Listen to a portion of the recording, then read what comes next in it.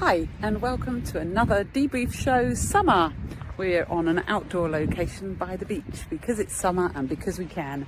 Because it's not so windy as usual, so you'll be able to hear me above the wind, and the weather isn't always like this, so it's pretty nice to have it on film. So today's Dee-Brief show, I'm going to talk about preparation. Some people over-prepare and some people under-prepare, and very few people prepare correctly. That's what I'm finding. So if you are one of those people, then please listen on and I'll have a little 10-minute chat about good preparation and why things can go wrong when you over-prepare or under-prepare. And if you maybe know some people that are like this, you could pass this mini debrief show on to them. So let's get going. You know what it's like when you've got a really important presentation coming up. You want to make sure it goes perfectly. The thing is, sometimes you can over-prepare. So some people write a script and then they practice that script over and over and over again. They don't get any sleep the night before because they are rehearsing it again and again and again.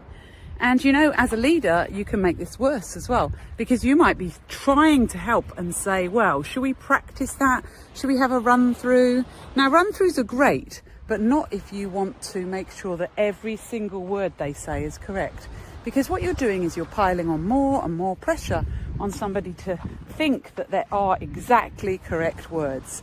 And in most situations, maybe not all, but in most situations that I've come across in my 17 plus years in training and over a decade in corporate communications before that, most communications and presentations don't need exactly correct words.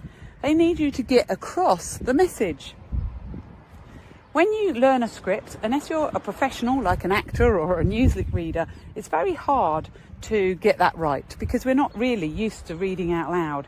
In fact, I was talking to somebody the other day who had a huge keynote speech to over 1,000 people. It was their first keynote speech. It was a great opportunity to build their personal brand. In fact, we've got a podcast about personal branding. Have a listen to that with Debbie Gilbert. And it was a wonderful opportunity for him, but he had been told by the business owners that he needed to use a script. Now that fills me with fear that he's going to use a script and have it on an auto cue if he's not practiced at that. Now, if you're Obama, then that's probably okay because you've had enough practice. But really, auto cue is not all that easy to use while sounding natural. I know there's loads of techie things that help you, but if you are going to use auto cue, you really must practice. But I don't recommend using it at all. What I recommend you do instead is use the simply amazing structure. But before we go on with that, let me tell you a little bit more about the problems of having under preparation and over preparation. So over preparation adds to your nerves and your worries. It makes you think that there's a certain way it must be, but also it means you don't get any sleep because you're so busy preparing. You're not preparing. It's unlikely that you're preparing physically. So maybe you're not looking after your health. You're not looking after your mental wellness. So that anxiety that you feel might be because you haven't eaten, you're not hydrated and you haven't slept. I mean, regardless of doing a presentation, that doesn't sound like a great way to start your really important work day, does it? Now, under preparation, some people go, well, I'm nervous, so I'm not going to over prepare. I tried that once and that didn't work. So then they go, I'm not going to prepare at all. I'm going to ignore the fact that I've got a presentation coming up and just hope that it works okay on the day. Well, I think you'll know the problems with that you haven't anticipated the questions you're going to get.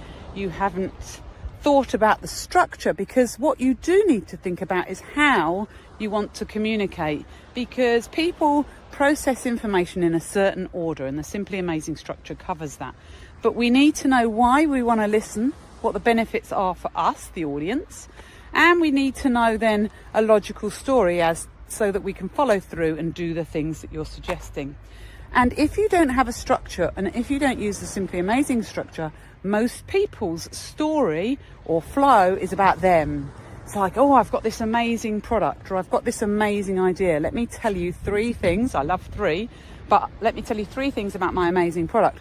Well, 3 things is good, but if you jump right into the problem with the product first, or the benefits of the product. You haven't talked about the customer's problem or the audience's problem or the team members' problems, depending on who you're presenting to. So you've got to think about your audience, the people that you're talking to first, and then structure your communication in a way that's going to motivate them. So that's why thinking and preparing in advance is important. And the other area that it's really important to prepare is thinking about what questions you're going to get as well. So you might prepare answers to have them ready, or you might say, well, I'm going to include that in my presentation so they don't ask that question. You might keep the answers on a hidden slide. I'm not anti-slides. I'm anti too many slides. I'm anti using slides as your script because you don't know your structure. But actually slides for what they're meant for, which is visual display of information, is fine. So you could have a hidden slide that answered one of the questions, so that if somebody asks you to back up that data, you can go to your hidden slide. Now, I don't know if you know, but on PowerPoint, if you want to, you can hide your slides, and as long as you know the slide number, like 76, you can just key in 76 and press enter, and it will go straight to that slide number. So that's useful when you're having hidden slides. You just need to know which number slide relates to that thing, rather than showing them all the hidden slides and raising more questions than the ones that weren't even going to ask, but now they do because you've shown them the slides. That's a bit of a chaos, isn't it? So over preparing and under preparing isn't good for you. So what should you do instead? Well, instead, what you want to do is Simply Amazing structure, which is a structure that is unique to Simply Amazing training, and it's been developed by me over the years, over a decade. Well, probably over the 17 years, or maybe about 15 years, but anyway, quite a long time. And I've been using it with plenty of clients across different countries and different organisations and different industries. And it works really, really well. So by using the Simply Amazing structure, you'll be able to have a framework and a one-pager that you can literally present from for 1 to 2 hours without any more notes or anything. So you can have that sitting on your desk, ready to present from, or you can have it in your mind ready to do a video on a cliff top from. So that's the Simply Amazing structure. Now there's lots more on the Simply Amazing structure. The episode 2 of the Dee-Brief show, which is available on podcast and on video, gives you an overview of that. So go and have a listen to that, which will give you an overview of it all. There's also 3 chapters about it in my book, which is High Performance Presentations, and there's lots of blogs on my website. And then the Dee-Brief show, episodes 1, 3, 4 and 5 go into almost all of the sections except for the what if. Actually, I'm going to do an episode on that shortly. And it goes into all of the most important sections and helps you to really learn that in depth.